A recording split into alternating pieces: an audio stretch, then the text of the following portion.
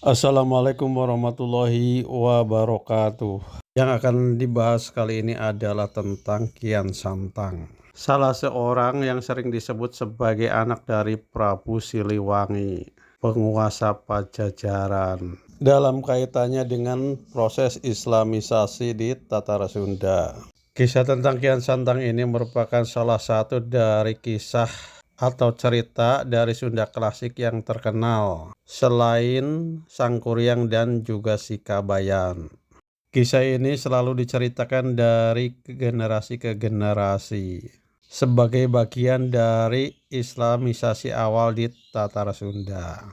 Jika melihat kronologi sejarahnya, mungkin tidak ada kesesuaian yang merupakan suatu ciri dari cerita dari tradisi lisan yang kadang menghilangkan hal-hal yang substantif dan hanya mementingkan hal-hal yang menarik dari sejarah. Tetapi sebenarnya kisah Kian Santang ini merupakan petunjuk tentang corak Islam di Tatara Sunda.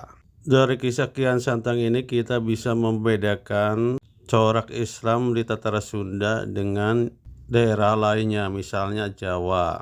Pokok bahasan dari kisah Kian Santang adalah tentang keinginan dari Kian Santang untuk mengetahui jati dirinya sendiri, yang diungkapkan dalam suatu ungkapan bahwa ia ingin melihat darahnya sendiri karena tidak ada lawan yang bisa mengalahkannya. Dan yang kedua adalah pembuktian tentang kemampuan dan intelektual dirinya.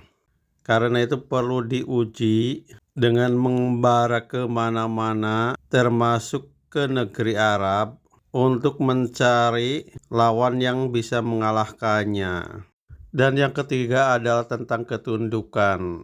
Dari berbagai lawan yang telah menjadi lawannya, kemudian ia bisa menyimpulkan tentang ke siapa harus tunduk.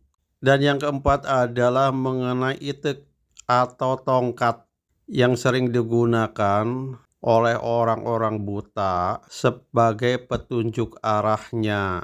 Jadi seolah di sini merupakan metafor tentang petunjuk ilahi dan pedoman dalam hidup.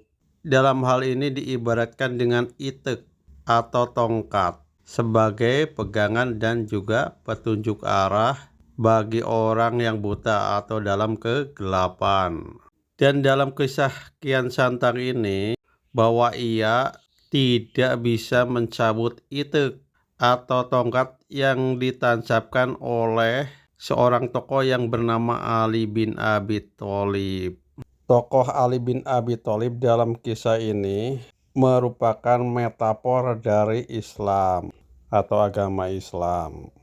Jadi pencarian Kian Santang terhadap lawan yang lebih tangguh, yang bisa mengalahkan dirinya, sehingga bisa melihat darahnya sendiri, dalam arti jati dirinya sendiri, dan dikalahkan berkaitan dengan itik atau tongkat yang berkaitan dengan pegangan dan petunjuk arah yang dibawa oleh Ali bin Abi Thalib, yang merupakan refleksi dari Islam itu sendiri.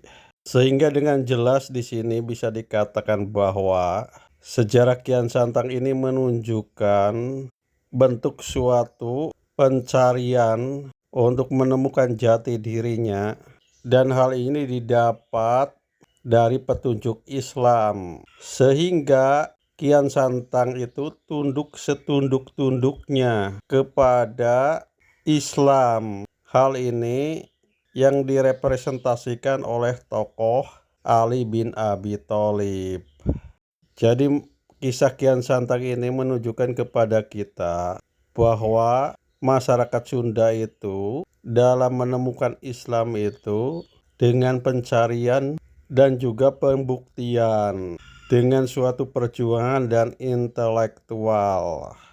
Dengan demikian, kisah Kian Santang itu menunjukkan kepada kita bahwa masyarakat Sunda itu hanya tunduk kepada Islam sebagai petunjuk ilahi, di mana dalam kisah Kian Santang ini diibaratkan dengan itek atau tongkat dan Sayyidina Ali yang merupakan representasi dari Islam.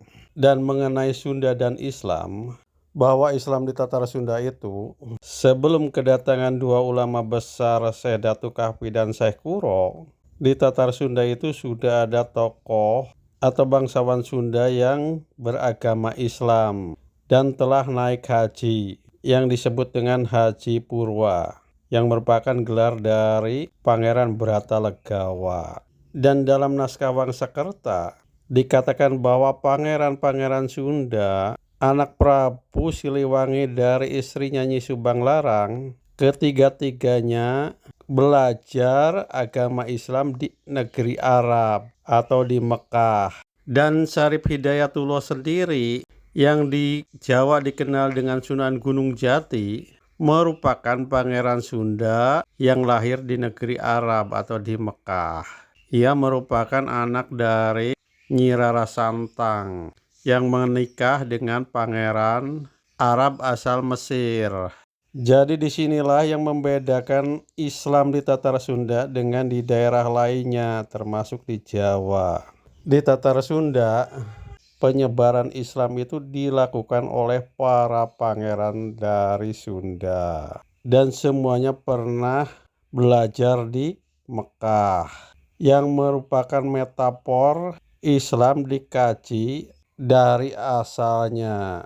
Dan jika kita mempelajari tentang kata-kata mutiara dari masyarakat Sunda atau pepatah-pepatah masyarakat Sunda, kita akan menemukan bahwa Islam telah ditransformasikan melalui ungkapan-ungkapan peribahasa atau kata mutiara dalam kehidupan sehari-hari. Dan dalam kaitan antara tradisi dan agama, dalam tradisi Sunda sudah diformulasikan dalam suatu ungkapan buhun disuhun sara dibawa, yang artinya tradisi nenek moyang yang mencerahkan dijunjung tinggi dan agama atau syariat Islam menjadi pegangannya. Jadi dalam masyarakat Sunda tentang jati diri, masyarakat Sunda itu telah diwakili oleh kisah Kian Santang ini. Jadi jati diri masyarakat Sunda itu adalah Islam. Jadi ada kisah yang sangat hebat, tetapi jarang dikaji maknanya. Dan dewasa ini banyak kajian tentang jati diri Sunda malah melenceng kemana-mana dan tidak menyejarah. Dan seolah sekarang pembahasan tentang jati diri Sunda lebih banyak mengarah ke dunia tahayul dan mistik. Padahal hal ini bertentangan dengan tradisi Sunda itu sendiri. Jadi harusnya masyarakat Sunda itu belajar dari sejarahnya, biar tidak berangkat dari nol ke nol. Dan tentang kisah Kian Santang ini adalah puncak dari pencarian jati diri Sunda, bahwa jati diri Sunda itu adalah Islam. Di samping rasional, seperti ungkapan jalma hirup ku akalna. Dan hal ini telah direpresentasikan oleh tokoh Kian Santang ini, bahwa pencarian Islam itu dengan suatu pergumulan intelektual dan pembuktian. Demikian, Assalamualaikum warahmatullahi wabarakatuh.